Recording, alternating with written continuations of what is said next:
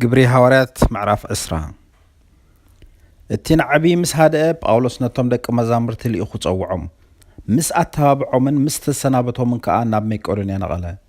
ነቶም ኣብቲ ዞባታት እቲ ዝነብሩ ብብዙሕ ቃል እናኣተባብዖም ሓሊፉ ናብ ግሪክ መጽእ።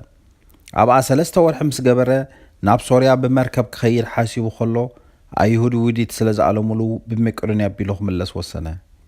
ሶጳጥሮስ ወዲ ጲሮስ በዓል ቤርያ፣ አርስጣርቆስን ሴኮንዶስን ሰብ ተሰሎንቄ፣ ጋዮስ በዓል ደርቤ፣ ጢሞቴዎስ ካብ ኣውራጃ እስያ ከዓ ቲቂቆስ ጥሮፊሞስን የሰኒዎ ነበሩ። እዚኣቶም ቅድሜና ሓሊፎም ናብ ጥሮኣስ ተጸበዩና። ንሕና ግን ድሕሪ መዓልታት በዓል ቅጫ ካብ ፊልጵ ብመርከብ ነቒልና ኣብ ውሽጢ 5 መዓልቲ ናብ ጥሮኣስ መጻና። ኣብኣ እውን 7 መዓልቲ ቀነና። ኣብ ቀዳመይቲ መዓልቲ ሰሙን ክንምገብ ተኣኪብና ከለና ጳውሎስ ንጽብሒቱ ስለ ዝነቅል ክምድር ጀመረ። ዘረብኡ ድማ ክሳዕ ፍርቂ ለይቲ ኣንውሐ። ኣብቲ ተኣኪብናሉ ዝነበርና ደርቢ ከዓ ብዙሕ መብራህታት ነበረ። ኣብ መስኮት ተቐሚጡ ዝነበረ ኣውጢቆስ ዝስሙ ጎበዝ ከዓ ጳውሎስ ዘረባ ምስ ኣንውሐ ከቢድ ድቃስ ወሰዶ። ድቃስ ዒርዎ ድማ ካብ ካልኣይ ደርቢ ወደቐ፣ መይቱ እውን ኣልዓልዎ። ጳውሎስ ግን ወሪዱ ኣብ ልዕሊኡ በጢሉ ሓቑፎሞ ህያዊ ዘሎሞ ደጊም ዋይ ትበሉ በሎም። ህደይቡ ድማ እንጌራ ቆሪሱ በልዐ። ክሳዕ ወጋሕታ ብዙሕ ምስ ኣዘራረቦም ከዓ ካብኡ ነቐለ። ነቲ ወዲ ድማ ብህይወቱ ኣምጽዎሞ ኣዝዮም ተጸናንዑ። ንሕና ቅድም ናብ መርከብ ደይብና ናብታ ንጳውሎስ ከነደይበላ ዝሓሰብና ኣሶስ ሓለፍና። ከመይሲ ንሱ ከምኡ ኢሉ መምርሒ ድሕሪ ምሃቡ ናብኣ ብእግሩ ክኸይድ ሓሲቡ ነበረ። ኣብ ኣሶስ ምሳር ከበና ከዓ ምሳና ኣደይብናዮ ናብ ሚጤሌን እኸድና። ንጽባሒቱ ከዓ ካብኣ ብመርከብ ነቒልና ኣብ መንጽር ኪዮስ በጻሕና። በታ እትቕጽል መዓልቲ ግና ኣብ ሳሞስ ሓንሳእ ደው በልና። ንጽብሒቱ ድማ ኣብ ሚሎጦስ በጻሕና። ከመይሲ ጳውሎስ እንተኽኢሉ ብመዓልቲ ጴንጠቆስተ ኣብ ኢየሩሳሌም ክበጽሕ ተሃዊኹ ነበረ እሞ ኣብ ኣውራጃ እስያ ምእንቲ ኸይዱ እንጉኢሉ ንኤፌሶን ሓሊፉ ክኸይድ ወሰነ። ግናኸ ካብ ሚሊጦስ ናብ ኤፌሶን ልኢኹ ነቶም ሽማግለታት ጉባኤ ጸውዖም። ናብኡ ምስ መጹ ከዓ ከም ዝበሎም ካብታ ናብ ኣውራጃ እስያ ዝኣተኹላ ቀዳመይቲ መዓልቲ ትሒዘ ኩሉ ግዜ ምሳኻትኩም ከመይ ከም ዝነበርኩ ንስኻትኩም ኣጸቢቅኩም ትፈልጡ ኢኹም። ብኹሉ ትሕትናን ብንብዓትን በቲ ብውዲት ኣይሁድ ዝበጽሓኒ ፈተናን ንጎይታ ተገዚአ እየ።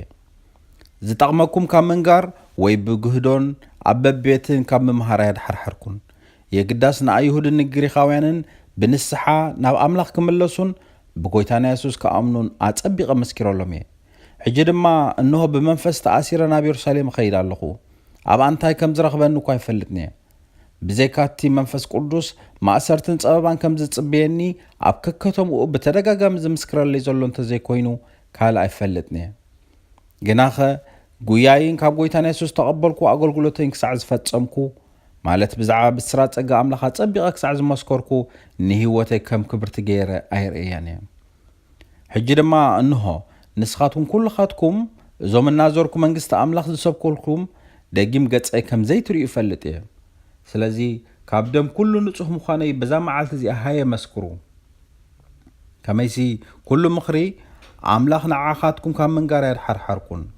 ንርእስኹምን ንኹሉ እቲ መንፈስ ቅዱስ ሓለውቲ ገይሩ ኣብኣ ዝሸመኩም መጓሰን ተጠንቀቑ።